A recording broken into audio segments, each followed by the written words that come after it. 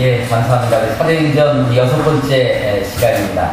사도행전 2장 29절로 42절 이페아판 시대에서 구원을 받으라는 제목으로 말씀을 하도록 하겠습니다. 이 말씀은 오순절 성령의 강림, 오순절 마가의 다락방에서 성령이 강림하고 그때 사도들이 예루살렘 거리로 나아가 오순절의 순례객들, 예루살렘에 있는 시민들과 오순절 순례객들을 향하여 설교를 하는 베드로의 긴 설교 중에 중간 부분부터 이어지는 겁니다.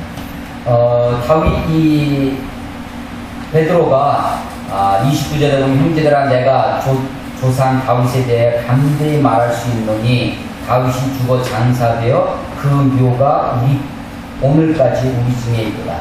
그 묘가 다윗의 묘가 오늘까지 우리 중에 있다. 이 우리 중에 우리 아래 이런 단어입니다. 그래서 실제로 이 마가의 다락방이라는 것이 우리가 생각하는 우리 한국식의 그 다락방이 아니라 그야말로 많은 사람들이 적어도 120명 가까이 모일 수 있었던 그런 곳이고 석조 돌로 되어져 있는 이스라엘 최근에는 이제 건축이 많이 늘어서 콘크리트도 많이 사용하고 있지만 제가 94년도에 처음 이스라엘을 가볼 때는 도시 건축법상 돌로만 건물을 지을 수 있게끔 그렇게 되어 있었습니다. 아마도 고대에도 그랬을 것이고 예수님의 직업이 목수로 되어 있죠. 목수하면 우리는 나무를 자르고 나무로 가지고 못을 만드는 사람들을 목수라고 하는데 이 이스라엘 땅에서는 주로 목수들이 하는 일이 돌을 다루는 일을 했었습니다. 돌을 다루는 기술자를 그렇게 테크노, 우리 테크노 기술할 때 공대생님이 테크노 많이 하는 그 테크나 이게 헬라어로 그 목수를 다루는 이야기하는 것인데 그 사람들은 주로 돌을 다룬다고 합니다. 그래서 제가 94년도에 처음 가니까 다 이 콘크리트 건물은 없고 주로 돌로 된 건물이 많이 있었고요. 바깥에는 햇빛이 많이 뜨거워도 그 돌로 된 건물 안에 들어가면 굉장히 시원하고 그랬습니다. 이 마가의 다락방, 지금도 이제 성주 순례를 가면 마가의 다락방이라는 곳을 가는데 우리 지금 본당 예배드리는 이곳에 한 절반 정도의 크기로 되어 있습니다. 십자군 전쟁 당시에 11세기에 그 공간이 발견되어졌고요.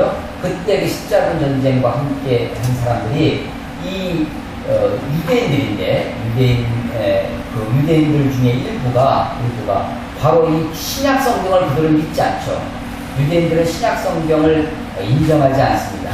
그런데도 불구하고 사도행전의 이 베드로의 설교 중에 나와 있는 다윗의 묘가 우리 아래 있다 라는 그 말 때문에 그 다락방이 이런 돌로 된 구조물이고 그 밑에 아래층이 있습니다. 그 아래층에다가 다윗의 묘를 만들었습니다. 그런데 무슨 누구나 이것은 그 말에 베드로의 이 설교 이 말에 근거해서 그냥 만들어 놓은 가짜 묘라는 것을 다 알고 있는 거죠. 그래서 지금은 이제 성지 순례를 가보고 이스라엘 땅 예루살렘의 그 안내를 보면 다윗의 가묘 이렇게 되어 있습니다. 다윗의 가묘, 가짜 묘라고 하는 것입니다. 그래서 돌로 관을 만들어서 석관이 만들어져 있고 거기에 이제 그 천으로 이렇게 둘러져 있는데 여기에 이스라엘의 왕 다윗이 여기에 있다 이렇게 히브리어로 적혀 있습니다. 그래서 위층은 기독교인들의 그 다락방이라고 하는 곳은 기독교인들의 성지가 되고 바로 밑에는 유대인의 성지가 되죠. 이스라엘 사람들은 물론 우상 숭배도 많이 하고 했지만 그래도 그들의 기본적인 신앙은 유일한 신 하나님만을 섬기는 그런 민족이었습니다. 그래서 왕들이 아무리 훌륭하고 왕들이 아무리 그 업적이 있고 그래도 왕들의 묘를 애굽이나 이집트처럼 이집트 왕이 묘지 않습니까?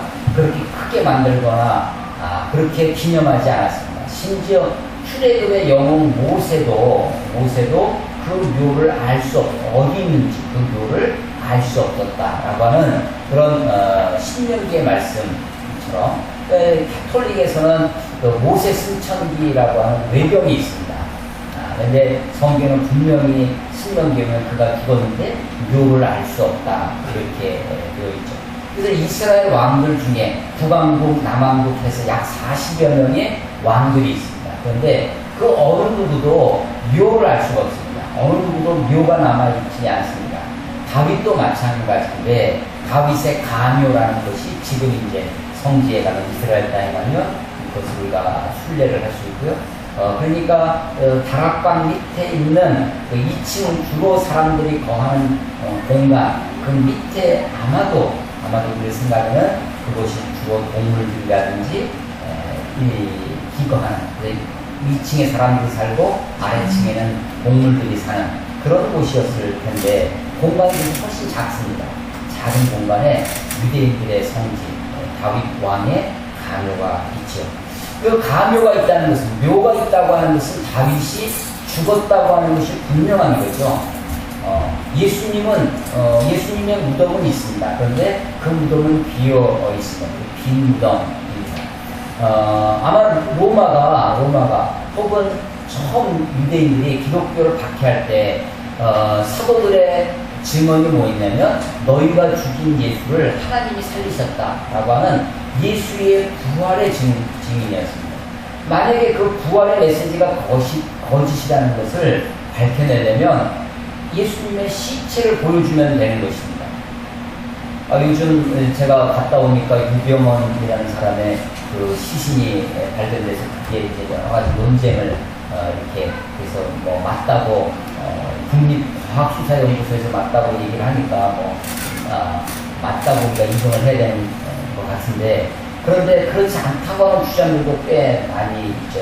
어떻게 그렇게 짧은 기간 동안에 100골이 다 될 수 있는가 하는 것입니다. 그런데 이제 한쪽에서는 우리나라는 지형이나 기온이나 또 습기라는 이런 것 때문에 그렇게 되는 곳이 있다라고 얘기를 합니다. 근데 이스라엘은요 건조한 땅입니다.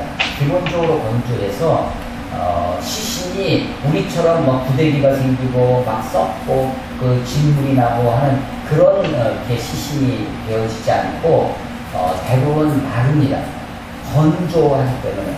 그래서 잘 관리하면 이집트 같은 데서의 미라처럼 그런 것이 있습니다. 한 수도원을 제가 가본 적이 있는데 중세의 기도원이죠. 그런데 그 기도원은 어떤 곳이냐면 폐쇄된 곳입니다. 아주 높은 한 3층 정도의 담벼락에 있는 성으로 둘러싸인. 그런데 들어가는 문이 없어요. 문이 없습니다. 그 얘기를 한번 들어가면 거기서 나오지 못합니다. 죽을 때까지. 그래서 거기서 죽는 것이 그 수도원에서 죽는 것이 되게 캐더린 수도원이라는 게 있었는데 그 수도원에서 죽는 것이 그들은 영광이라고 생각합니다. 그래서 그 죽은 사람을 한쪽에 그 수도원 안에 한쪽에다가 가묘처럼 이게 임시로 놔둡니다. 그러면 계속 마르죠. 그러면 이제 다른 살 같은 거 없어지고 뼈만 남습니다. 그 뼈가 굉장히 많아요. 그래서 한 창고가 그 뼈다귀로만 차려져 있습니다. 근데 그것을 다 일일이 구별해 놨어요. 그래서 대퇴골은 대퇴골끼리, 머리 해골은 해골끼리. 그래서 그게 한쪽에 다 쌓여있고, 마치 그거를 유치장 창살처럼 이렇게 만들어 놓고, 순례객들이 그걸 볼 수 있게끔 해놨습니다. 그래서, 아주 경건하고, 아주 우리가 캐톨릭에서 많이 쓰는 그 성인, 성자라고 생각하는 그 사람의 시신에, 나보다 먼저 죽은 그 성인의 옆에 내 뼈가 같이 있는 그걸 영광으로 생각했다고 합니다. 그래서 순례객들에게 그것을 보여주는 그런 것도 봤습니다. 아마도 이 다윗의 가묘가 이 가묘를 생각해 볼 때 예수님이 죽고 예수님이 정말로 부활한 게 아니라면 얼마든지 그때 당시에 예수님의 시체를 보여주면서 죽은 예수가 여기 있다라고 유대인들이, 대지장들이 혹은 로마의 군병들이 예수님의 시신을 보여줬더라면 아마 기독교는 더 이상 이 예루살렘에서, 그리고 그 당시 1세기에 더 이상 존속하지 못하는 그런 허무맹랑한 그런 혹세 무민하는 그런 잠깐 한때 있다가 사라지는 그런 정도에 지나지 않았을 것입니다. 그런데 예수의 부활을 부인할, 예수의 부활을 무너뜨릴 그 어떤 것도 그 이론도, 그런 사상도 서지 못했기 때문에 예수의 부활이, 그래서 예수님을 부인하고 도망쳤던 그 제자들, 예수님 앞에 예수님이 체포되고 십자가에 죽으셨을 때 다 도망쳤던 그 나약했던 볼품없었던 그 제자들이 나중에는 예수의 부활을 목격하고 그 확실성 앞에 예수님의 부활을 증거하다가 순교자, 거꾸로 매달려서 혹은 사자의 밥이 되고 혹은 화형을 당하면서까지도 순교자로 설 수 있었던 것은 예수의 부활의 확실성 때문이죠. 오늘 29절에 보면 다윗 이야기가 나오는데 다윗이 죽어 장사되고 그 묘가 오늘까지 우리 중에 있다고 다윗이 얘기합니다.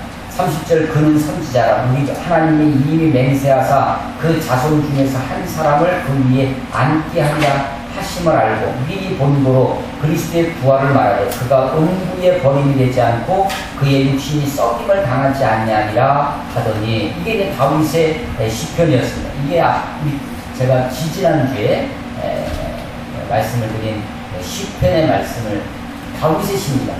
이 본문이 그가 음부에 버림이 되지 않고 그의 육신이 썩임을 당하지 아니하리라 라고 하는 것에서 말하는 그가 다윗이 아닌 것을 우리가 분명히 알 수 있다는 거죠. 왜냐하면 다윗은 죽어서 그 묘가 우리 중에 있기 때문입니다. 단지 다윗이 그 시를 쓸 때 고난당하고 사울왕에게 도망다니고 하면서 자기의 삶이 고통스러워서 그 고통을 비유한 시가 아니라, 이 시는 오실 메시아, 다윗이 오실 메시아, 그래서 그 메시아 되심을 증명하는 부활의 사건을 미리 예언했던 것이다 라고 하는 것입니다. 그래서 다윗이 시를 썼지만 다윗을 가리키는 것이 아니라 거기서 말하는 그는 메시아 대신 예수님이다 라고 하는 것입니다. 31절에 미리 본 것, 미리 보는 것, 이게 바로 예언이죠. 미리 보고 말하는 것. 그래서 예언자를 선지자라고 하는데, 선지자를 다른 말로 선견자라고도 합니다. 선지자, 미리 아는 것입니다. 미리 알려면 미리 보아야 되죠. 그래서 다윗을 지금 선지자라고, 30절에 그는 선지자, 그가 미리 본 것을 말하는데 무엇을 봤냐면 그리스도의 부활을 보았다라고 하는 것입니다. 그렇게 해서 죽은 예수를, 십자가에 달리신 예수를 32절에 이 예수를 하나님이 살리신지라 우리가 다 이 일의 증인이로다. 자, 이 예수를, 이 본문, 우리가 오늘 읽은 본문 중에 지시대명사가 많이 나옵니다. 이 예수, 이 일, 이 말, 이 일은 디스가 많이 나오죠. 그런데 이 예수를 하나님이 살리신지라 우리가 다 이 일의 증인이로다. 이 일은 무슨 일이냐? 죽은 예수, 십자가에 달려서 죽은 예수님이 다시 살아났다고 하죠. 그래서 다윗이 800년 전에 다윗이 예언했던 그 일을 그리스도께서 다시 부활하실 것을 말씀하신 이 일의 증인이라는 것입니다. 그러니까 지금 사도들이 자기가 증인이라는 것입니다. 이것은 예수님께서 승천하실 때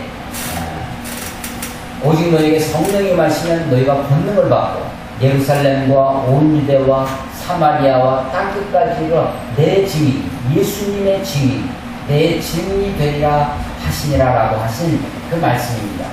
무엇에 대한 증인이냐면 예수님에 대한 증인입니다. 무엇에 대한 증인이냐면 예수의 부활에 대한 증인입니다. 그러니까 이 일을 내 증인, 이것이 오순절 마가의 다락방에서 생겨난 희한한 일이 있었습니다. 이때까지 보지 못했던 일이 있습니다. 남북방어, 다른 나라의 언어, 자기가 태어난 아더 랭귀지라는 거죠. 요즘식으로 하면 영어, 일어, 중국어, 아랍어, 요번에 우간다라는 말을 쓰더라고요.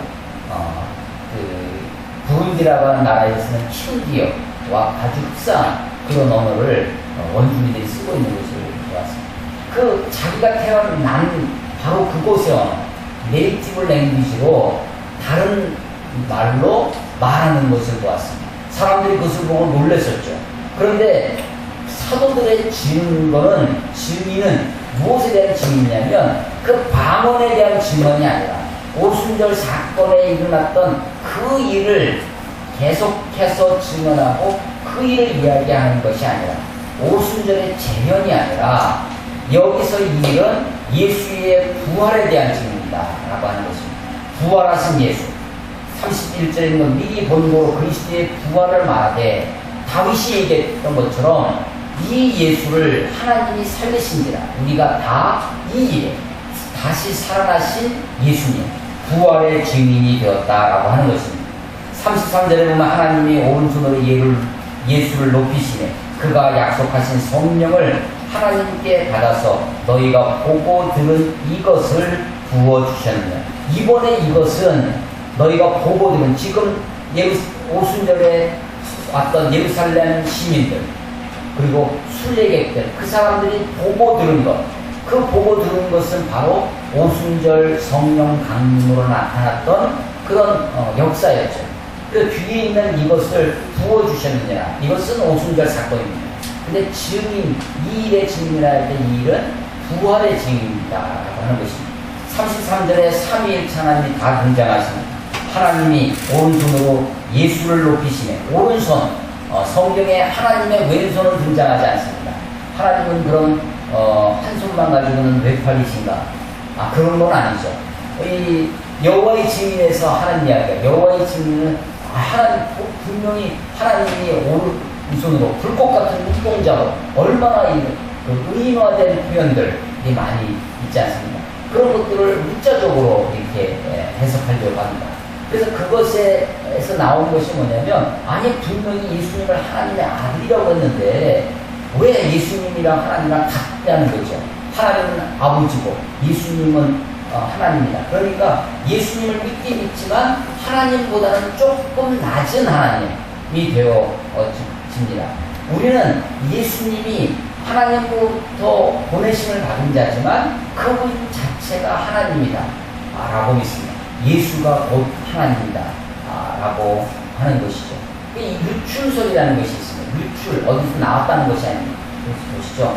예수님이 하나님으로부터 보내심을 받았다고 하는 것을 유출로 하나님으로부터 나왔기 때문에 하나님보다는 조금 덜 우리들보다는 뛰어나시지만 우리들보다는 뛰어난 신이긴 하지만 하나님보다는 조금 못한 이런 게 이제 여호와의 증인이 계속에 이단이라고 하는 것 중에 삼위일체를 예수님을 믿는다고 합니다. 하나님을 믿고 예수님을 믿는다고 하지만 벌써 이름이 뭐예요? 예수의 증인이 아니라 여호와의 증인이죠. 그래서 이게 구약에서 나온 이단들이 많이 있습니다. 구약에서 나온 이단 중에 구약의 이단들이 많이 아주 목숨처럼 지키는 게 뭐냐면 안식일이죠. 그래서 제7일 안식일 교회가 있죠. 그래서 구약에서 뿌리를 둔 이단들이 있는데 이 삼위 구약의 중심을 두면 구약의 유일신 하나님께 초점이 맞춰집니다. 우리 기독교가 기독교인 이유는 기독이 예수 그리스도라는 뜻이 똑같은 말이라고 했죠. 기독 그리스도이신 예수님께 우리가 하나님을 믿어도 어떤 하나님을 믿는 거냐면 예수님이 보여주신 하나님을 믿는 것입니다. 그래서 다메섹으로 가다가 사울이 나중에 바울이 되는 그 사울이 예수님을 만납니다. 그 이전에 다메섹 이전에 사울도 여전히 구약의 하나님을 알고 있었습니다. 그런데 율법의 하나님, 행위로 구원받는 하나님, 심판의 하나님만 알고 있었죠. 십자가의 하나님, 우리들의 죄를 대신 짊어주신 대속의 그리스도를 알지 못했다라고 하는 것입니다. 우리는 하나님을 믿습니다. 어떤 하나님이냐면 예수님이 보여주신 하나님, 예수님이 소개해 주신 아버지와 나는 하나이니라 라고 하신 그 예수님을 믿습니다. 그래서 내가 곧 길이요 진리요 생명이니 나로 말미암지 않고는 아버지께로 올 수가 없느니라. 예수의 유일성, 예수님의 유일성을 우리가 믿고 있는 것이죠. 자, 하나님이 오른손으로 예수님을 높이셨다라고 할 때 그 오른손이 이야기하는 것은 그야말로 오른쪽에 달린 이 손이 아니라 하나님의 권위, 하나님의 신적인 권위를 상징하는, 그래서 하나님의 오른손으로 우리를 붙이셨다. 그래서 그의 권위와 그의 힘, 그의 파워, 그의 본능을 우리가 이야기할 때 오른손을 말씀하는 것입니다. 하나님의 오른손으로 예수를 높이심에 그가 약속하신 성령을, 예수님이 약속해 주신 성령을 아버지께 받았어요. 하나님께 받았어요. 그래서 성부, 성자, 성령이 혼연일체가, 그야말로 일체가 되어서 우리들에게 구원의 일을 이루시고 있는 것입니다. 그 성령을 받아서 우리에게 부어주신 것이 은사입니다. 그 은사가 방언으로 나타났다라고 하는 것이죠.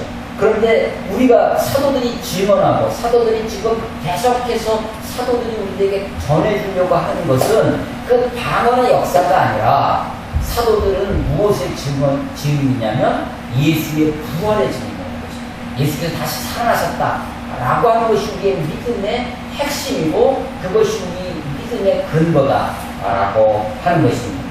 34절에는 다윗은 하늘에 올라가지 못하였으나, 예, 그렇죠. 다윗은 하늘에 올라간 사람이 아닙니다. 자기가 음부에서 지옥에 내려가서 썩어버리지 않고 육신 썩지 않고 자기를 얘기하는 것이 아니라 그리스도를 얘기했다라고 하는 것이죠. 34절 다윗은 하늘에 올라가지 못하였으나 친히 말하려되 주께서 내 주에게 말씀하신, 앞에 있는 주, 뒤에 있는 주, 이게 다른 주죠. 내가 내 원수로 내 발등상이 되게 하기까지 너는 내 우편에 앉아있으라. 내 우편에 앉아있으라 라고 하는 성부 하나님과 그 우편에 앉아계신 예수 그리스도, 그게 같은 하나님, 같은 권위, 하나님. 그래서 내 주가 내 주께 다 똑같은 주님입니다. 다 롤입니다.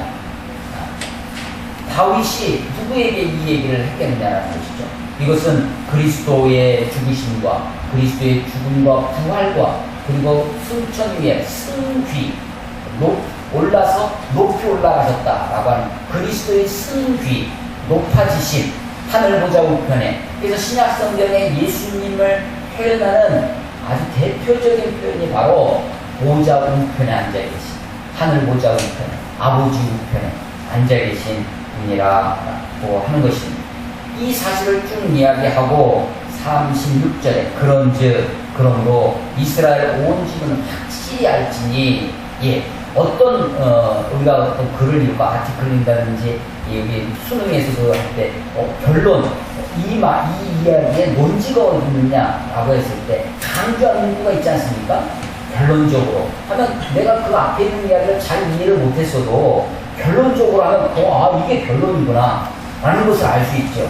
확실히 알지니, 지금 베드로가 설교를 하면서 그러니까 이스라엘 온 사람들은 지금 예루살렘에 살고 있던 너희들이나 혹은 흩어진 유대인으로 온 세계에 있던 디아스포라 유대인들이 지금 순례객으로 왔습니다. 그 이스라엘 온 집사람들, 너희들은 확실히 알아라. 분명히 알아라. 뭘 알아라? 너희가 십자가에 못 박은 이 예수를 하나님이 주와 그리스도가 되게 하셨습니다. 그걸 알라는 것입니다. 그러니까 지금 믿음의 핵심이 뭐냐면 십자가에 죽으신 예수, 십자가에 달리신 주님, 십자가에서 못 박히신 그분이 우리의 주님, 우리의 그리스도, 메시아가 되셨다라고 하는 것입니다. 그것을 바로 그 유대인들에게, 예루살렘에 있는 사람들에게 하는 것입니다. 너희가 확실히 알아야 돼. 이스라엘 온 사람들은 너희가 확실히 알아야 돼. 너희가 십자가에 못 박힌 예수를 하나님이 살리셨도다라는 이 말 앞에 사람들이 그 말을 듣고 마음에 찔렸어요. 바로 자기들이 몇 주일 전에 호산나 다윗의 자손이여 라고 부르던 그 예수를 빌라도가의 법정에서 예수를 십자가에 못 박으라고 바라바를 살려주고 그 저 강도를 살려주고 바라바를 예수를 십자가에 못 박으라고 외쳤던 바로 그 사람들이 바로 이 사람들입니다. 이 사람들은 예수의 죽음을 목격했던 사람들입니다. 예수의 십자가 사건을 목격했던 그 사람들이 바로 예수님의 이 부활의 증인의 사도들의 이야기를 듣고 너희가 십자가에 죽인 예수를, 너희가 십자가에 못 박힌 예수를 하나님이 살리셨도다 라는 말씀 앞에 그 이야기 앞에 마음이 찔렸다라고 하는 것입니다. 그래서 그들이 그 사도들에게, 베드로와 다른 사도들에게 물어 이르되 형제들아 우리가 어찌할까? 형제들아 우리가 지난번에 예수님을 그렇게 십자가에 못 박고 예수님을 향하여 돌을 던지고 예수님을 조롱하고 네가 그리스도여든 너와 우리를 구원하라고 그렇게 이야기했던 그들의 행위가 생각이 나서 우리가 어찌할꼬 그렇게 이야기하게 됐다는 것입니다. 제가 대학교 시절에 읽은 토린비라는 역사학자, 토린비의 그 역사책에 이런 예수님에 관한, 고시대에 관한 부분이 나와 있는 것을 보았습니다. 예수님에 대한 이 기록이 사실은 성경 말고는 나와 있는 곳이 없습니다. 그와 비슷한 예수의 동시대에 제가 대학교 벌써 이제 30여 년 전 일인데 그때 이제 조그만 아티클이 번역돼서 얇은 책이 빌라도의 보고서 라는 책이 번역이 돼서 그렇게 읽혀졌습니다. 그 책을 읽고 굉장히 감동도 받고 은혜도 받고 정말 사실이구나 했었는데 어떤 내용이냐면 로마의 역사가들에 의해서 로마 역사 한 문헌이 발견됐는데 그것이 뭐냐면 빌라도 총독이 로마의 그 당시에 자기가 다스리던 가나안 땅 팔레스틴에 있었던 이야기를 써서 로마에 보고한 빌라도의 보고서라는 그것이 발견됐다는 것입니다. 그래서 그것을 번역해가지고 그것을 이제 책으로 지금도 서점에 가면 이렇게 찾아볼 수 있는 하나의 빌라도의 보고서라고 하는 것이죠. 그 내용은 이런 것입니다. 자기가 다스리는 유대 땅의 한 청년에 대해서 질문을 했는데 이 청년이 그 당시 종교인들에 의해서 그렇게 고발을 당했는데 근데 자기가 보니까 어떤 정치적인 어떤 문제는 하나도 없고 다만 종교적인 유대인들의 문제로 지금 이렇게 고발을 당했는데 밀란이 일어날 것을 두려워해서 자기가 어쩔 수 없이 그들의 요구를 듣고 한 청년을 사형에 언도를 했다. 이런 내용입니다.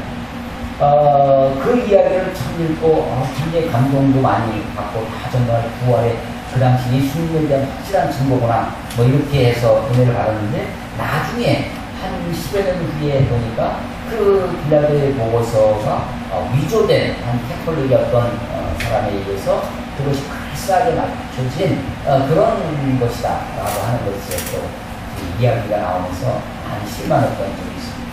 이런 이야기들이 참 많이 있습니다. 그러면 이게 아마 지나친 신앙의 열심이 꼭 무엇인가 증거가 있어야 그 증거를 들이대야만 우리의 믿음이 확실해지는 것이 아닙니다라고 하는 것이죠.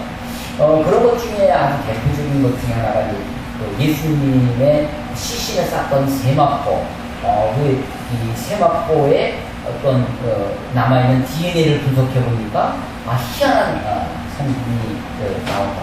거기에 이 염색체 수가 좀 다르다. 예수님이 아빠와 엄마 요셉과 아버지 요셉과 어머니 마리아와 일치적인 관계를 통해서 태어나는 것이 아니라 성령으로 태어났기 때문에 성령으로 잉태하사라고 해서 우리가 XY 염색체가 있지 않습니까? 근데 이 XY 염색체가 없다는 거예요. 여성의 염색체만 있다는 특이한 그런 DNA가 등장하는 그런 세마포. 나중에 그것도 다 조작이라고 나오고요. 또 이 노아의 방주, 아라라산이라고 하는 네팔의 어디 그 히말라야 산맥에 보면 어느 비행기가 가다 보니까 이상한 물체가 있는데 그 나무를 보니까 거기에 이 탄소 측정, 탄소 연도 측정해 보니까 몇 천 년 전에 그런 나무들이고, 그래서 근데 나중에 보면 그것도 다 조작된 것이다 하는 것이 그렇게 드러나죠. 그래서 우리가 꼭 무엇인가 이 과학적인 증거가 있어야만 우리의 믿음이 확실해진다 라고 하는 것은 오히려 우리의 믿음 없음을 드러내는 것이다 라고 하는 것입니다. 형제들아 어찌할꼬 하면서 가슴을 찢습니다. 근데 이 예수의 사건의 그 부활의 증거를 호인비라고 하는 역사학자는 예수님에 대한 어떤 역사적인 사료, 역사적인 증거 자료가 없다는 것이죠. 유일하게 남아있는 것이 신약 성경입니다. 문서로나 이 신약 성경이 유일한 역사적 사료인데, 이 사료를, 이 신약 성경의 역사적인 증거를 참이냐 거짓이냐라는 것을 우리가 어떻게 알 수 있는가 라고 토의가 없습니다. 그러면서 하는 이야기가 이 사료가 진짜인지 가짜인지를 알 수 있는 자기 나름대로의 방법을 이야기하는데, 그것이 뭐냐면 동시대 사람들의 반응을 보는 것입니다. 동시대. 그 1세기에 있던 사람들이 그들의 반응을 볼 때 이 예수의 부활을 전하고 예수의 부활을 들었던 사람들, 그 사람들이 예수의 죽으심을 목격했던 사람들이고, 같은 동시대에 있으면서 그 이야기를 믿었다는 거죠. 동시대 사람이 예수님이 다시 살아나셨다라고 하는 예수의 죽음을 목격했던 사람이 예수의 부활을 믿었다는 거죠. 그래서 그 동시대 사람들의 반응이 그야말로 이 사료가 진짜냐 가짜냐라고 하는 것을 판단하는 기준이 됩니다 라고 하는 것입니다. 그래서 토인기 역사학자가 예수의 부활을, 그래서 자기는 이것이 그 당시 동시대 사람들의 이런 반응으로 볼 때 예수의 부활이 확실한 것 같다, 이렇게 이야기하는 것을 본 적이 있습니다. 바로 이 동시대 사람들이 그 베드로의 설교를 듣고 마음이 찔려서 가슴을 치며 이야기합니다. 형제들아 우리가 어찌할꼬 하거든. 38절에 베드로가 이르되 너희가 회개하여 각각 예수 그리스도의 이름으로 침례를 받고 죄사함을 받아 그리하면 성령의 선물을 받으리니. 예. 이 본문 38절이 사도적 복음입니다. 사도적 복음. 예수님의 복음, 예수님의 첫 말씀이 뭐였냐면 때가 찼고 하나님의 나라가 가까웠으니 복음을 믿으라. 회개하고 복음을 믿으라. 회개하라, 천국이 가까웠느니라 라는 것이 예수님의 복음이었습니다. 사도들은 너희가 회개하고 죄사함을 위한 침례를 받아라 라고 하는 것입니다. 그리하면 너희에게 성령을 선물로 성령의 선물을 받으리라 하고 약속해 주고 있는 것입니다. 지금 성경은 우리가 가지고 있는 개역개정판 성경은 성령의 선물을 받으리 이렇게 번역되어 있는데, 옛날 성경 있죠, 개역 한글판은 성령을 선물로 받으리 이렇게 되어 있습니다. 그래서 다락방에서 이 방언을 하고 했던 그런 은사를, 그런 역사를 그것 자체를 성령으로 이해를 했다고 하는 것이죠. 그런데 개정판으로 번역하면서 그리하면 성령의 선물을 받으리니 이렇게 번역해 놓고 있습니다. 그래서 사도들은 어찌할꼬 하는 사람들에게 회개하라, 그리고 죄사함을 위한 침례를 받아라, 그리하면 너희에게 성령의 선물을 받으리라 하고 약속하고 있습니다. 그러면서 그 약속을 설명하기를 39절에 이 약속은 너희와 너희 자녀와 모든 먼데 사람 곧 주 우리 하나님이 얼마든지 부르시는 자들에게 하신 것이다. 이 약속이 뭐예요? 회개하고 죄사함을 위한 침례를 받으면 너희에게 성령의 선물을 주실 것이다 라는 약속입니다. 이 약속은 누구에게 주신 것이냐? 너희에게, 바로 지금 그 당시에 있던 예루살렘에 있던 예루살렘 시민들과 순례객들입니다. 그리고 너희 자녀와, 그리고 모든 먼데 사람, 이 모든 먼데 사람은 누구냐? 물론 지리적으로 먼데 사람입니다. 이방인들입니다. 뿐만 아니라 시간적으로도 먼 사람입니다. 아마 지금 21세기에 살고 있는 우리들은 2000년 전에 예루살렘 그 사람들에 대해서 너무나도 먼 사람입니다. 그런데 우리들에게까지도 이 약속이 전해졌습니다. 회개, 복음을 믿어라. 회개하고 너희의 죄 사함을 위한 침례를 받아라 라고 하는 사도적 복음, 사도의 명령이 우리에게까지도 약속으로 주어졌다라고 하는 것입니다. 이 약속은 하나님이 얼마든지 부르시는 자들에게 하신 것입니다. 그 제한이 없습니다. 하나님의 부르심에 응답해서 오는 사람은 누구든지 너희뿐만 아니라 너희 자녀들까지 그리고 온 세상에 퍼져 있는 수많은 가보는 모든 세대의 사람에게 이 약속은 유효하다라고 하는 것입니다. 그런데 이 말씀은 40절에 보면요, 또 유로말로 확증하며 권하여 이르되 너희가 이 패역한 세대에서 구원을 받으라 하는 이 말을 전 옛날에 어렸을 때 처음 이 스페인어를 배울 때는요, 베드로가 나가서 막 전도를 했고 설교를 했더니 한꺼번에 3,000명씩 막 회개하고 왔다. 우리가 이렇게 이해를 했었습니다. 그런데 본문을 가만히 읽어보면 그런 것이 아닙니다. 이 설교를 한 번 설교를 딱 했더니 이 설교에 그만 수많은 사람들이 다 예수님께 나왔다. 그런 것이 아닙니다. 40절에 보니까 또 여러 말로, 또 여러 많은 다른 많은 말로 확실히 증거해서 많은 말로 지금 이해할 2장에 나와 있는 베드로의 설교, 긴 설교를 한 번 하고 끝낸 것이 아닙니다. 그래서 한 번 듣고 그런 것이구나 하고 다 이해되는 것이 아닙니다. 이 이야기를 논지로 이 설교의 내용을 그것을 기본 풀로 해서 여러 다른 말로 설명하고 확실히 증거하고 권했던 것입니다. 그래서 또 여러 말로 확증하며 권하여 이르되 너희가 이 패역한 세대에서 구원을 받으라 하니 그 말을 받은 사람들은 침례를 받으매 그날의 신도의 수가 3,000이나 더하다. 이 날이 특정한 그날, 베드로 오순절 성령이 임했던 그날에 하루아침에 3,000명씩 들어왔다면 이 3,000명이 예루살렘 어디에서 침례를 받았겠습니까? 이 3,000명이 모일 수 있는 공간도 사실은 없습니다. 성전도 수천 명이 모일 수 있는 그런 공간이 아닙니다.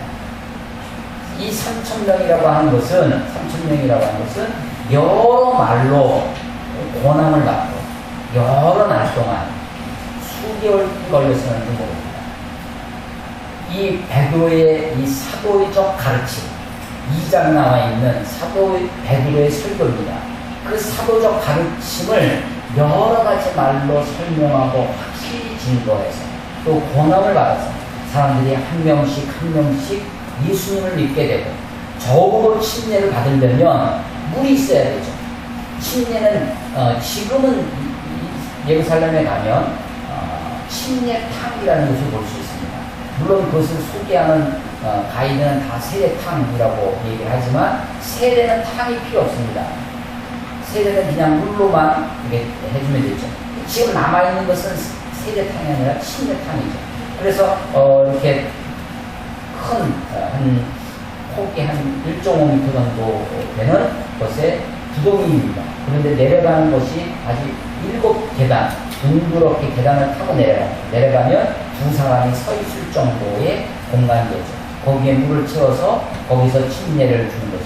그 침례탕이 생기는 것은 적어도 굉장히 많은 세월이 지나간 다음입니다. 처음 1세기 크리스찬들은 침례를 받을 때 잡혀갔습니다. 헌행범이죠. 그래서 기독교인들을 잡아가는 가장 확실한 방법이 뭐였냐면 강가나 이런 데서 숨어서 매복해서 침례를 주는 장면을 목격을 하면 그것은 빼도 박도 못하게 헌행범으로 잡혀가는 것이었습니다. 그래서 침례는 목숨을 걸고 받는 것이었습니다. 적어도 침례를 받으려면 하루아침에 되어지는 것이 아닙니다. 이 오순절 3,000명이나 회개하고 돌아왔다. 라고 하는 것은 이례적 사건이 아닙니다. 이 사도들의 가르침을 받고 그 가르침을 듣고 또 여러 말로 확실히 증거하는 설명을 듣고 고난을 받고 정말 그렇겠구나. 정말로 구약의 다윗이 예언했던 그 그리스도가 바로 예수님이구나. 그 그리스도가 이렇게 해서 부활해서 음부에서 육체가 썩지 않냐고 부활할 것을 그렇게 예언했는데 바로 이 예수님의 이 사건이 바로 구약의 다윗이 얘기했던 그 메시아구나. 구약에 있던 그분이 바로 우리가 목도했던 바로 이 예수, 우리가 십자가로 못 박았던 그 예수가 바로 그분이라는 것을 그들이 비로소 알게 되었습니다. 믿음이 호련히 한순간 생길 수도 있습니다. 서울처럼. 그러나 그렇지 않고 여러 번 말씀을 들으면서 우리의 생각이, 우리의 심령이 새로워지고 우리의 마음이 같이 기경되어지고 우리의 마음밭에 말씀이 씨앗이 뿌려져서 그것이 열매 맺어 짐으로 우리가 비로소 굳건한 굳센 믿음의 사람이 된다라고 하는 것입니다. 이 본문도 그렇게 이해되어집니다. 40절에 또 여러 말로 확증하며 권했다고 합니다. 그 권하면서 하는 말, 너희가 이 패역한 세대에서 구원을 받아. 이 패역한 시대. 이들은 지금 그들은 로마의 압제를 받고 있었습니다. 물론 그들은 정치적으로 독립하는 것이 그들에게 큰 정치적 구원의 이야기였을 있습니다. 또 예루살렘은 상당히 가난한 아주 그런 동네였습니다. 예루살렘 자체로서는 어떤 생산을 할 수 있는 산성이 있기 때문에 예루살렘에 있는 사람들은 상업이 발달하지 않고 지금도 아마 예루살렘에 있는 사람들은 관광이 큰 이스라엘의 첫 번째가 무기 산업입니다. 지금도 이 무기 산업이 이스라엘의 큰 산업이고 또 농업, 키부츠를 비롯한 농업이 지금 크게 큰 역할을 하고 우리보다 GNP가 훨씬 높습니다. 또 하나가 관광입니다. 그런데 예루살렘 자체로만 보면 그 사람들은 사실은 그렇게 먹고 살 만한 산업이 없습니다. 그래서 바울이 나중에 보면 이 안디옥이나 여러 다른 곳에서부터 예루살렘에 기금이 들어서 그것을 도와주기 위해서 헌금을 모아서 부족금을 모아서 예루살렘에 가는 그런 일도 볼 수 있죠. 예루살렘에 사는 사람들이 정치적으로 경제적으로 어렵고 핍절합니다.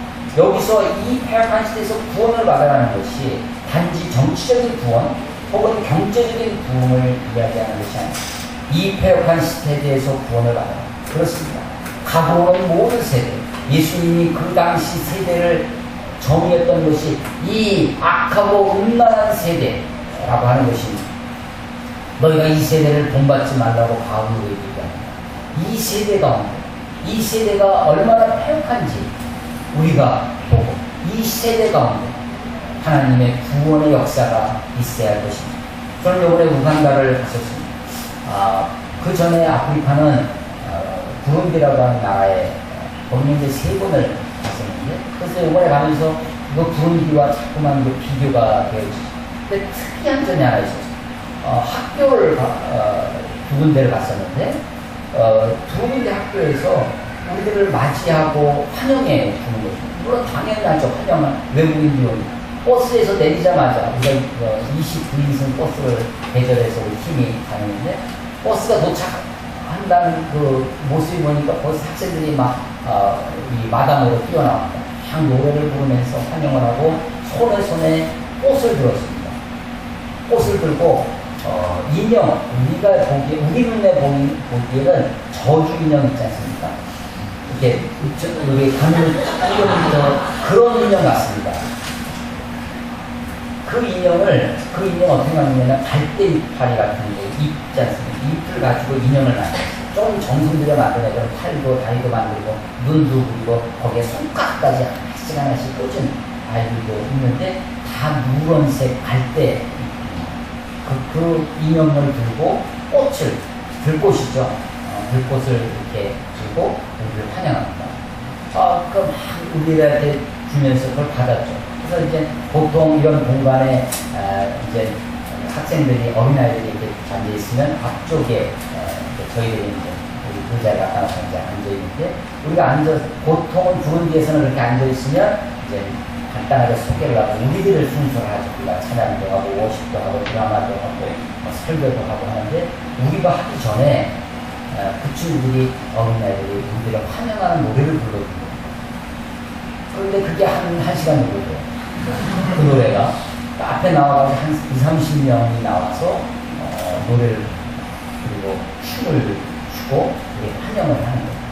근데 이제 물론 그 자리에서 참 같이 그 아이들이 반복되는 말이 많이 있으니까 그 말, 무슨 말인지 모르지만 우리를 환영해주는 말이라고 생각해서 그 말도 흉내내면서 따라하기도 하고 같이 춤도 이렇게 하기도 하고 기쁨으로 받아주시고. 그런데 마음 한쪽이 이렇게 슬픈 거예요. 그 아이들이 나와서. 뭐가 생각나냐면 마치 100여 년 전에 한시월 동안 영국의 식민지로 있으면서 식민지 영국의 그 보관 부작들이 오면 아마도 그 마을 사람들이 그렇게 나와서 그렇게 그 사람들을 위해서 즐겁게 해주기 위해서 나와서 춤을 추고 노래하고 했던 그 전통이 남아있는 것 같고, 그래서 그걸 노래를 여러 번 춤을 추면서 노래를 어린아이들이 부르는데 그 모습을 보면서 굉장히 마음이 아팠습니다. 한 그 학교라니까 학교에 이제 그 학교도 우간다 목사가 목사님이 운영하는 학교인데 성사님한테 그러니까 이 목사가 굉장히 이게 여러 가지 수완이 좋고 그런 이야기를 좀 아이들을 굉장히 특별하게 준비를 시켜가지고 저희들을 환영을 들고 한 다음 학교 갔는데 그 학교도 그렇게 환영을 하는데 거기보다는 훨씬 좀 우리 눈에 좀 순수해 보이고 옷도 그냥 보통 옷을 첫 번째 가는 데서 옷도 그냥 다들 우리 거기에는 다 그냥 허런 옷이고 막 찢어진 데도 많고 그렇지만 그래도 갖춰 입으려고 최대한 노력을 해서 그렇게 와서 합니다. 근데 이제 마음에 드는 것이 뭐냐면 외국인들이 잘 사는 나라에서 왔으니까 여러 가지 그 도움을 이제 요청하는 그런 모습으로 이해되어지고 그런 것이 많이 보입니다. 그래서 굉장히 가슴 아프고 슬프게 보이고 교실을 보니까 교실이 변변한 것이 하나도 없습니다. 바닥이 포장된 있는 사람이 없고 교실이 흙바닥이고 교실 방이 나무로 이렇게 되어 있는데 제대로 막혀져 있는 것이 없고요. 막고도 다 떨어져 있고 칠판도 정말 낡고 허른 것이고 신발도 아이들이 부룬디에 제가 처음 봤을 때는 한 50% 정도 신발을 안 신고 있었는데 지금은 한 10% 정도 아이들이 신발을 안 신고 있는 아이들이 있어요. 책도 거의 없고 당연히 노트 공책도 없죠. 우리가 이제 모임을 마치고 이제 이렇게 하루 평가는 한 아이가 우리 팀원인데 우리 팀의 막내였습니다. 순수가 되는 나와서 자기 이야기를 쭉 막 우는 거예요. 막 울면서 얘기하는데 자기가 뒤에 가서 아이들 노트를 받답니다. 노트가 바깥에 펴진 신문지로 낡은 신문지로 쌓여있고 연필로 그런 지우고 쓴 그런 그 영어로 쓰니까 영어 내용보다 수학도 있고 또 그 나라의 사회 문제, 사회에 대한 것들인데 그 노트를 보고 공책을 보고 애가 이 마음에 감동이 돼가지고 이 막 우는 거예요. 그 얘기를 공책 이야기를 자기가 그 아이들 공책을 보면서 그런데 이 폐역 그 모습들이 사실은 그 아이들의 잘못이 아닙니다. 그 나라가 우간다는 이 처칠이 아프리카를 수방을 할 때 여러 나라 중에 자연 환경이 제일 아프리카에서 제일 큰 세계 3대 우승 빅토리아 호수도 있고요. 약간 높은 1500 정도의 고지에 있어서 그렇게 덥지도 않습니다. 저희 갔을 때도 한 22도, 24도, 밤에 한 2도 정도 자고 그랬습니다. 고지되고 물이 호수가 많아서 수자원이 많으니까 이 나무도 굉장히 푸릅니다. 그런데도 불구하고 아프리카에서는 그래도 잘 사는 나라라고 생각하고 가는데 아직도 굉장히 열악하고 아주 어려운 형편인 것을 목격하고 있습니다. 이 폐역한 세대라고 하는 것이 가난과 정치적인 억압 뿐만 아니라 우리 아까 기도도 하셨지만 팔레스틴 이스라엘 땅에서 지금 벌써 사상자가 1000만 명이나 넘어간다고 합니다.